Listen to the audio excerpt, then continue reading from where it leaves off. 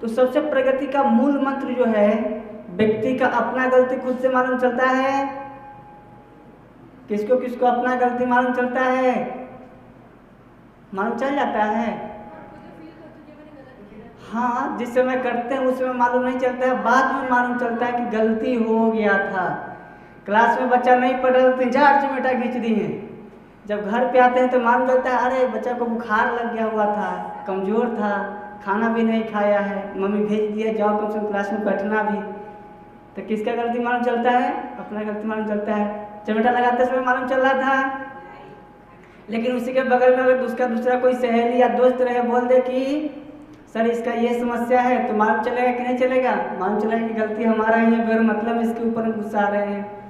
इसीलिए कहा गया है, बहुत ही बढ़िया एक श्लोक है, निंदक नियरे राखिए, आंगर कुटी छवाए, बिन पानी साबुन बिना निर्मल करे सुहाए। मतलब कहने का अर्थ है कि अगर हमारे पास में कोई निंदक व्यक्ति है जो हमारा आलोचना करता है, क्या करता है?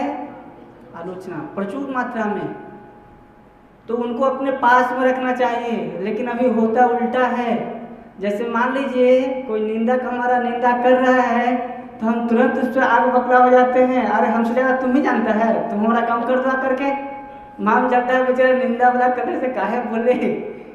कहने का मतलब है निंदक अगर हमारे पास रहेगा तो हमारी क्या गलती है मालूम चलता है। परम पूज्य गुरुदेव जिस समय में शांतिकुंज में थे तो एक महिला थी, गुरु जी क्या क्या काम करते थे वो सब मालूम रिपोर्ट रहता था उसको, दिन भर का रिपोर्ट मालूम रखती थी, क्या क्या गलती की है, कहाँ पे गए हैं, उस रिपोर्ट को सुबह सुबह में लेकर के गाली के रूप में बोलती थी। आज श्री राम शर्मा कुछ समझ में नहीं आता है, फलना ढंग का बहुत सारा गाली सुनाती थी, बहुत। एक थी वो पर डे अपने घर में झाड़ू पोछा लगा देती थी, जितना भी बाहर में होता था शांतिकुंज के गेट पे आकर के रख देती थी, हम यही बाहर में फेंकेंगे। एक दिन क्या हुआ, जो सुबह सुबह में गाना ये गाली देने के लिए आती थी उसको बुखार लग गया, नहीं आई। गुरु जी इंतजार करते हुए हैं आज क्या कैसी घटना हुआ है, आकर के अपना बोलेगी, नहीं आई। कल हुआ, नहीं आई। एक व्यक्ति को भेजे पता कराओ उसको क्या हुआ, मालूम चला कि उसको बुखार हुआ है। गुरु जी उसके घर गए और जाकर के तबीयत वगैरह सारा चीज धीरे धीरे धीरे ठीक ठाक हुआ। तो ये चीज़ है कि हमारे आसपास में निंदक सबसे पहले होना जरूरी है। और कोई व्यक्ति बता रहा है आपकी गड़बड़ी के बारे में, गलती के बारे में, तो समझिए कि ईश्वर का सबसे बड़ा सपोर्ट है आपके साथ, कि बगैर खर्च पाने के आपका पीए आपके साथ चल रहा है। इससे बड़ा फायदा और क्या हो सकता है कि नहीं है? दूसरी बात, हम लोग के लाइफ में आगे बढ़ने के लिए बहुत लोग सोचते हैं कि बाकी बात सही है, एक नेगेटिव एनर्जी होता है, पॉजिटिव एनर्जी होता है, एनर्जी भी सही रूप में काम करता है, लेकिन काम उसी के पास करता है जिसको कराने आता है। जिसको नहीं कराने आएगा उसके यहाँ काम करेगा नहीं करेगा। तो बहुत लोग क्या करते हैं, जैसे मान लीजिए हम पढ़ाई कर रहे हैं, हमारा रिजल्ट अच्छा से नहीं हो रहा है तो हम मंदिर मंदिर घूम रहे हैं। जैसे चिन्मय भाई जी बोल रहे थे कि गए मंदिर में, चावल छीटे, फूल छीटे, नारियल फोले, कुछ रुपया का रसीद कटाएं या रुपया चढ़ाएं, तिलक लगाएं, अब चले आए, भगवान हमारा काम कर देंगे। लेकिन ऐसा संभव है कि ऐसा काम होता है? कभी नहीं होता है, संभव ही नहीं ऐसा काम हो जाए। अगर होता भी होगा तो बहुत रेयर केस में कहीं कहीं पे होता होगा। हर व्यक्ति के साथ ऐसा होता है क्या? नहीं होता है। कहा भी गया है कि भाग्यवादी को उतना ही मिलता है जितना कि कर्मवादी छोड़ देता है। क्या करता है?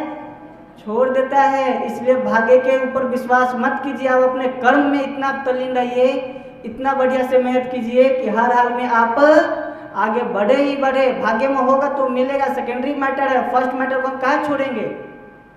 लेकिन व्यक्ति क्या करता है? जो निकम्मा होता है, क्या होता है? निकम्मा होता है। सेकेंडरी को प्रायोरिटी देता है, हमारा भाग में होगा तो आ जाएगा, करने की मरने की क्या जरूरत, इतना पसीना बहाना जरूरी है, भाग में होगा तो ऐसे करेगा घूम फिर करके। अब इसी को कहा जाता है वरदराज। क्या कहा जाता है? वरदराज। वरदराज कौन था बताइए, आवाज ज्यादा लग रहा है। वरदराज कौन था? उसको सारा चीज पढ़ाया जाता था, सारा चीज समझाया जाता था। गुरुजी शाम में भी होम ट्यूशन पढ़ाते थे।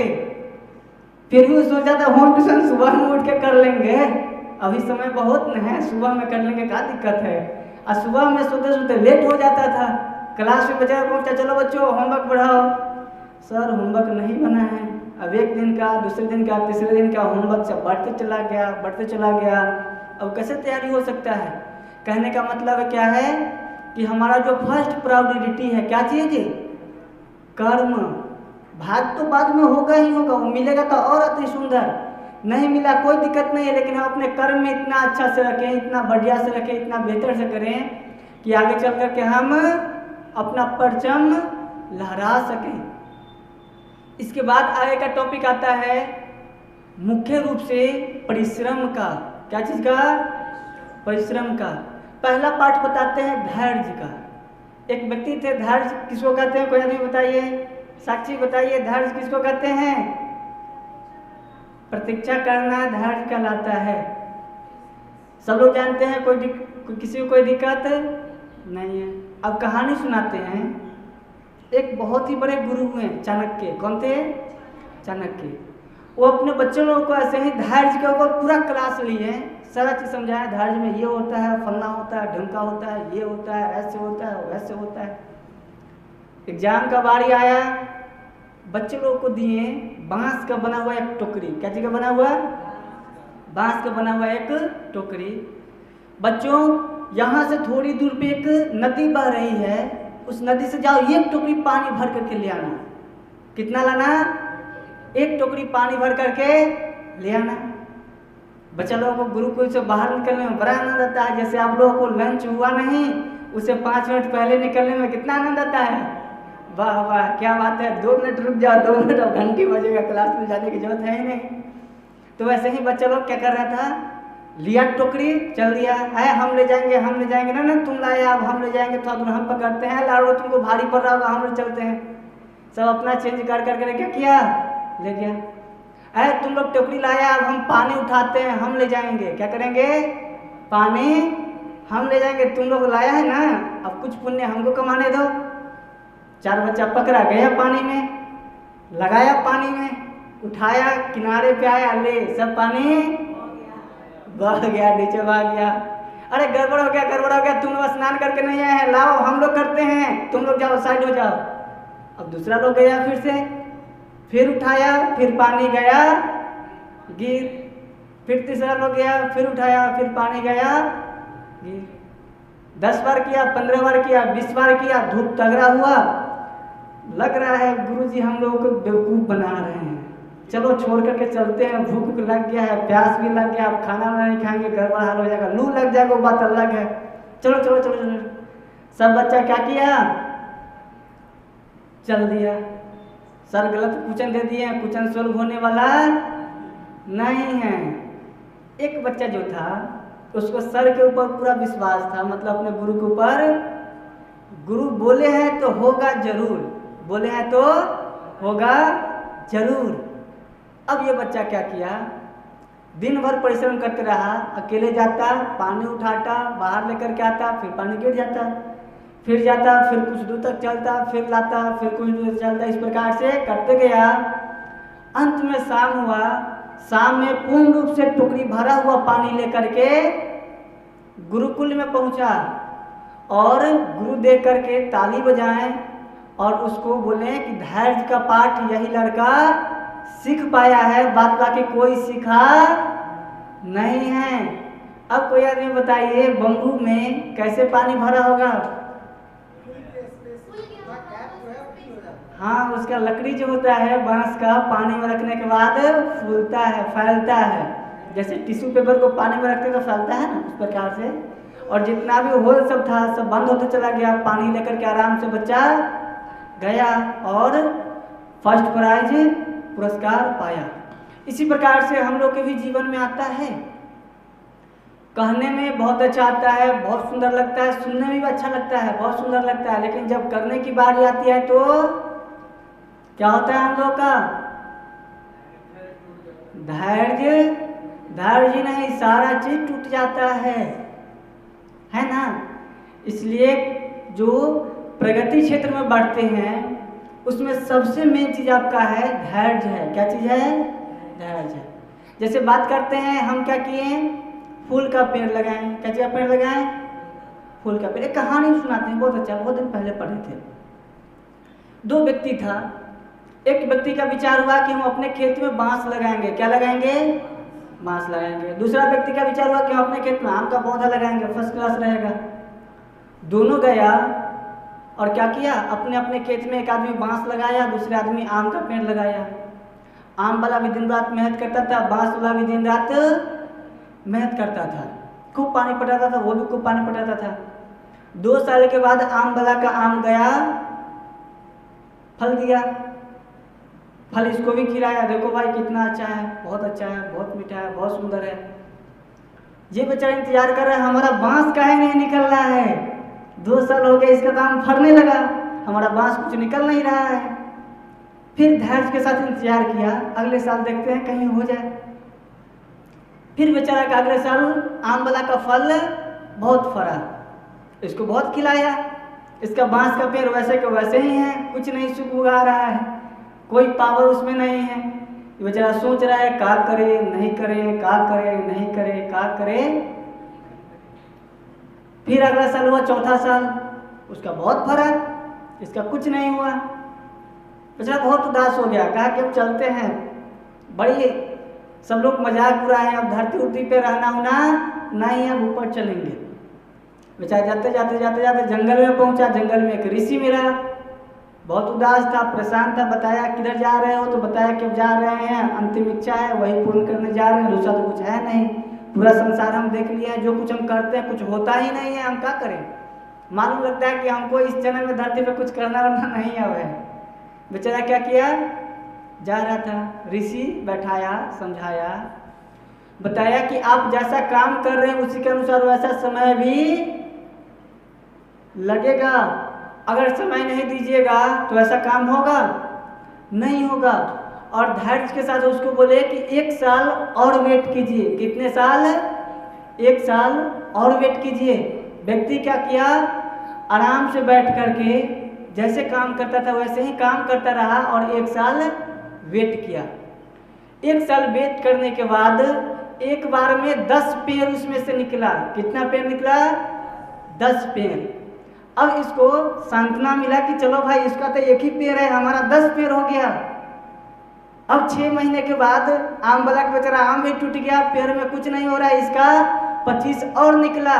अब कितना हो गया? 35। 6 महीने के बाद उसका आम मजर दे रहा है तो इसका और 50 निकल गया। मालूम चला कि इसके पूरे खेत में बांस ही बांस हो गया, उसका पेड़ एक ही एक है। तो कहने का मतलब है जैसा हम काम करते हैं उसके अनुसार समय भी उसमें लगता है। अगर छोटा सा पौधा रोपना है तो छोटा सा ही समय लगेगा, कुछ दिन का लगेगा। अगर बड़ा करना है तो उसको उसके अनुसार समय लगता है। तो जब हम लोग क्षेत्र में बढ़ते हैं, लाइफ में आगे बढ़ते हैं और समय जब लगने लगता है तो हमारा धैर्य क्या होता है? टूटने लगता है। और वहीं से हम लोग क्या करते हैं? सेकेंडरी रास्ता ढूंढते हैं। इधर इसमें लग रहा है नहीं कुछ होने वाला है, इधर से ये काम हम स्टार्ट कर देते हैं, इसमें कहीं कुछ हो जाए। और बिहार में अधिकांश व्यक्ति परिश्रमी बहुत होते हैं, बहुत परिश्रमी होते हैं, लेकिन लाइफ में आगे काहे नहीं बढ़ते हैं? तो इसका यही कारण है। कुछ दिन एक व्यक्ति था, किसका सबसे पहला बार करोड़ कौन बना था केबीसी में? करोड़पति, 5 करोड़ से जीता था। हाँ, ऐसे ही करके वो व्यक्ति था। उसके पास प्रचुर मात्रा में रुपया आया। पहला बार क्या किया? दुकान खोला। 2-3 महीने चलाया, दुकान अच्छा से रन नहीं किया, उसको घाटा सा करके बेच दिया। अब सोचा कि ये दुकान नहीं चलने वाला, दूसरा खोलते हैं। फिर दूसरा खोला, उसको भी 5-6 महीने चलाया, वो भी खत्म हो गया। फिर तीसरा खोला, फिर तीसरा में चलाया, फिर वो भी खत्म हो गया। मतलब कहने का अर्थ है जब तक ग्राहक उसके बारे में जानते, लोग उसके बारे में अभिमत अपना बनाते, तब तक वो क्या किया? बंद करके चला गया।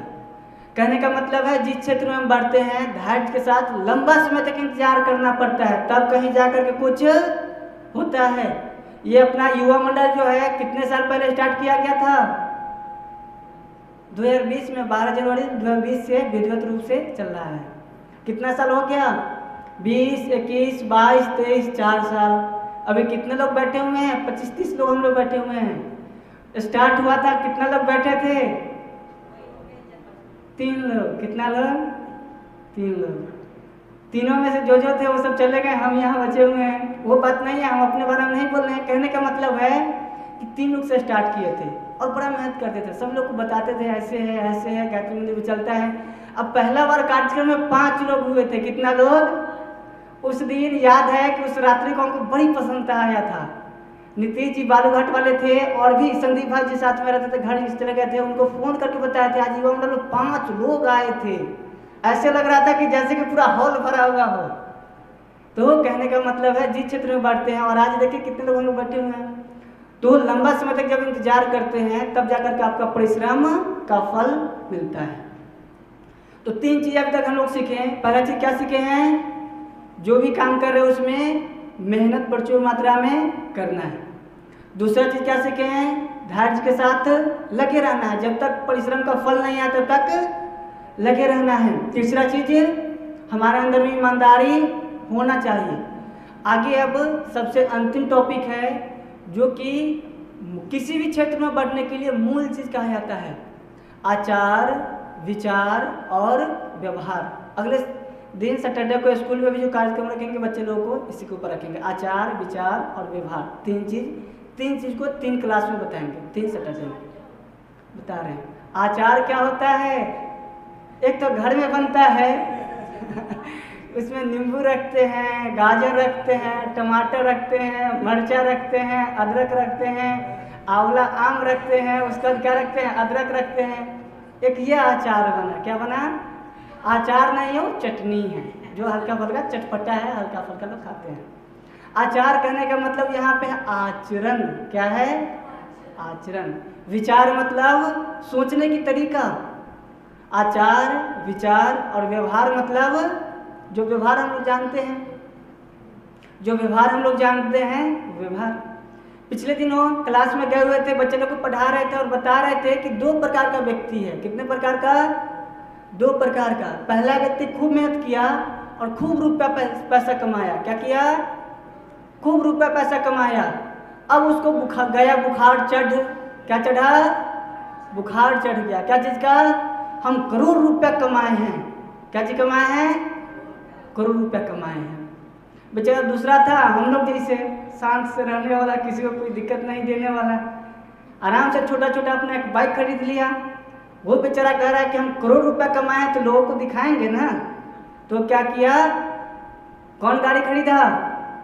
अच्छा आता है, स्प्लेंडर नहीं, बुलेट खरीदा। क्या खरीदा? बुलेट खरीदा। अब बुलेट का खासियत है कि 15 से 20 माइलेज देता है। मतलब ये जो रोड चल रहा है इसमें 1 लीटर पेट्रोल डालेंगे तो 15 किलोमीटर चलेगा। कितना किलोमीटर? 15 किलोमीटर। और हमारे पास जो बाइक है 1 लीटर पेट्रोल डालेंगे तो कम से कम 70 किलोमीटर चलेगा। कितना? 70 किलोमीटर। अब बताइए विवेक किसका अच्छा है कि हम 1 लीटर पेट्रोल यूज कर रहे हैं तो 70 किलोमीटर जा रहे हैं, वो 1 लीटर पेट्रोल यूज कर रहा है तो 15 किलोमीटर जा रहा है। पहला रुपया प्रचुर मात्रा में खर्च हुआ कि नहीं हुआ?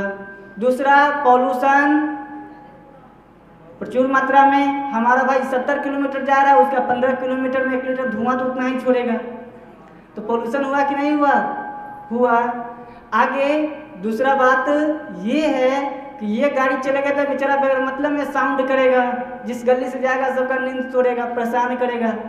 और हमारा गाड़ी जो स्थिर से जाएगा, किसी को कोई दिक्कत नहीं, मालूम भी नहीं चला कि गाड़ी आया है। अब विवेक किसके पास हुआ? उसके पास की 2 नंबर की गाड़ी चल रहा है, उसके पास बुलेट वाले के पास विवेक है कि दूसरे वाले के पास? दूसरे वाले के पास। तो हम लोग की भी लाइफ में जब धन आता है तो हम लोग क्या करते हैं?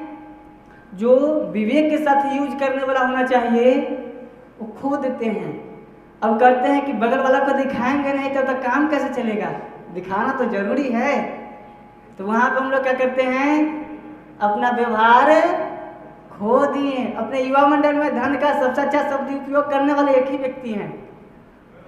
कौन व्यक्ति है? कोई आदमी बताइए। सबसे अच्छा से सटीक तरीके से यूज करते हैं। नहीं, गौरव भाई जी नहीं है। गौरव भाई जी से भी अच्छा एक व्यक्ति हैं, आशुतोष भाई जी।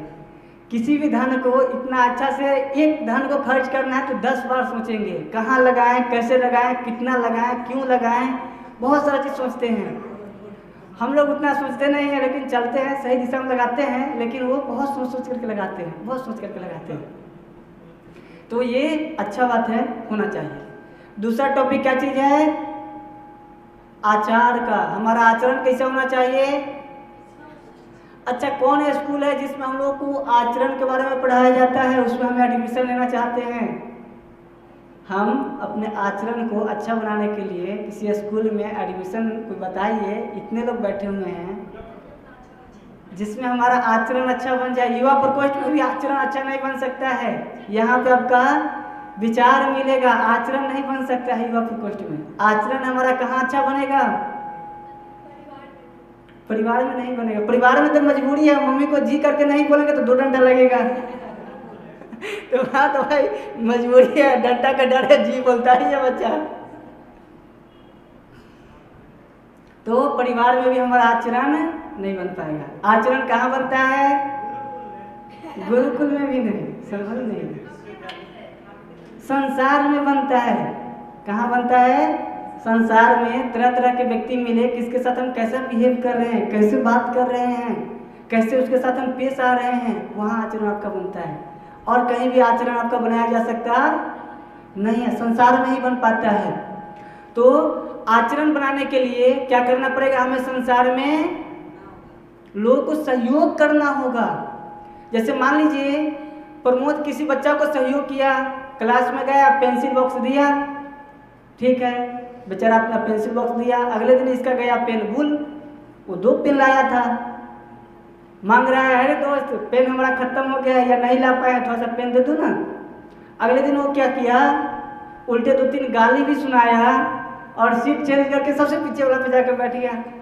क्यों? हमारा पेन ले लेगा, पिछले दिन हम लिए थे, मालूम नहीं भुलाएगा कि लेकर के चला जाएगा कि क्या करेगा, कहना ही मुश्किल है।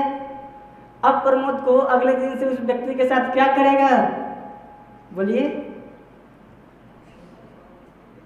अब प्रमोद सीखेगा कि उसको देना चाहिए कि नहीं देना चाहिए। ये कोई बुक में लिखा हुआ है कि देना चाहिए कि नहीं देना चाहिए?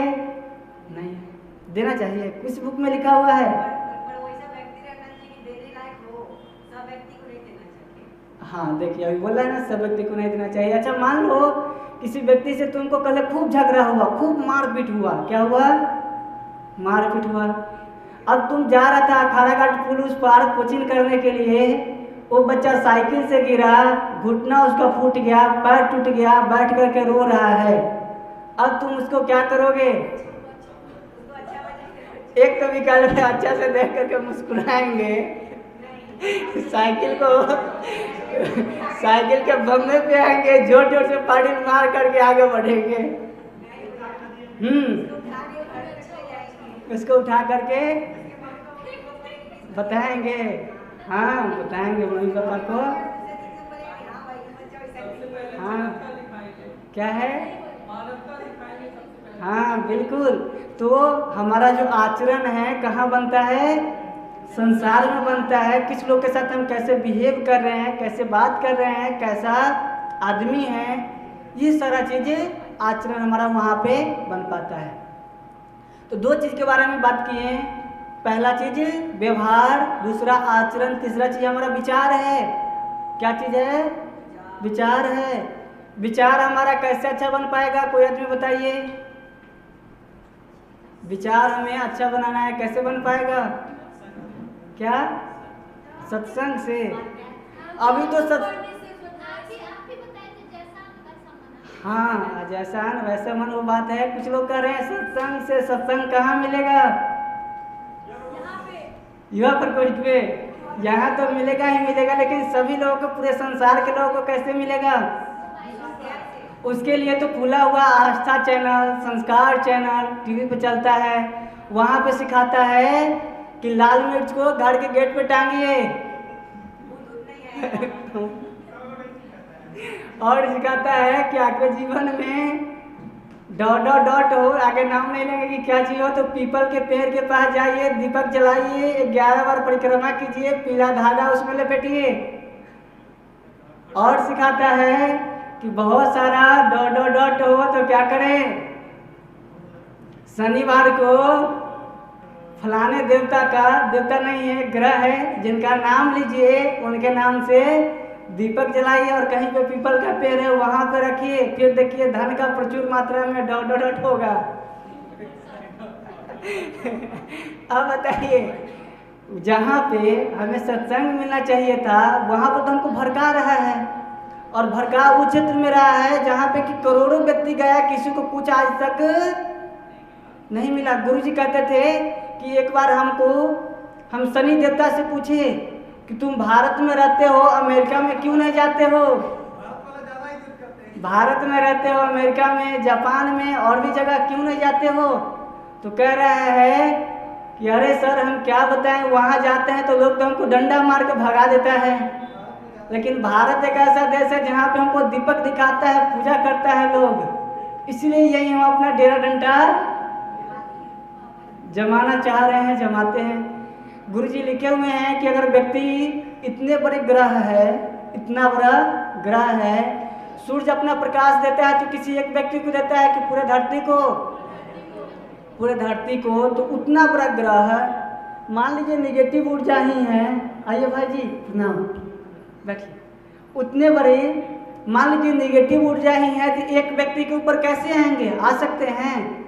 संभव नहीं है। आएंगे तो धरती के कम से कम एक कोना में तो पड़ेगा, एक कोना में पड़ेगा तो कम से कम पूरा बिहार राज्य भी एक साथ पड़ेगा, लेकिन ऐसा होता है क्या? नहीं होता है। गुरुजी बहुत समय पहले वाले बुक के बारे में लिखे हुए हैं जिसमें मूड मानता बहुत सारा चीज था, ऐसे बातचीत, ये क्या कहते हैं, उसमें बहुत सारा चीज मूड मानता था, तो उस मूड मानता का ही बुक बहुत लोग पढ़ लेते हैं और उसी बुक के बारे में बखान लोग करते रहते हैं। तो अभी सत्संग सही रूप से कहीं पर भी मिलता नहीं है। इसके लिए या तो गायत्री परिवार का सहारा लीजिए या फिर पंडित श्री राम शर्मा आचार्य जी द्वारा लिखा हुआ जो बुक है उसका सहारा लीजिए, जिससे आपको सही जानकारी मिल पाएगा। अब हम लोग लाइफ में आगे बढ़ने के लिए मुख्य रूप से क्या क्या चीज इंप्लीमेंट करेंगे? पहला चीज धैर्य, हाँ, दूसरा आचार विचार व्यवहार, इस सब के ऊपर बहुत बातचीत करेंगे और बहुत समय हो गया। उसके बाद क्या चीज? ईमानदारी। उसके बाद हाँ, संगतिकरण। उसके बाद चलिए ये सब हम लोग को इम्प्लीमेंट करना चाहिए। और अंत में सबसे बेस्ट टॉपिक है, हम लोग इस एज में, मतलब जिसको जवानी कहते हैं, जवानी में इतना पसीना बहा लीजिए कि बुढ़ापा में कभी आंसू बहाने की नौबत नहीं आए। सभी लोग कहीं पे लिख लीजिएगा, जवानी में इतना पसीना बहा ले कि बुढ़ापा में आंसू नहीं बहाना पड़े। नहीं तो बुढ़ापा में इतना आंसू बहाना पड़ता है, इतना बहाना पड़ता है कि अभी तो सहयोग करने वाले, कोऑपरेट करने वाले भी मिलते हैं, उस समय सभी लोग भाला फूंकने वाले मिलते हैं। क्या करने वाले? भाला फूंकने वाले। गांव में कभी कभी जाते हैं, मालूम चलता है कि फलाने दादा हैं, उनके रूम पे बैठते हैं, बाबा है मतलब। अब छोटकी पुतोहिया आएगी खूब, बड़का बेटा के ये सब दलतीन, फलना दलतीन, ढमका दलतीन, हमका तो कुछ देवे न कर।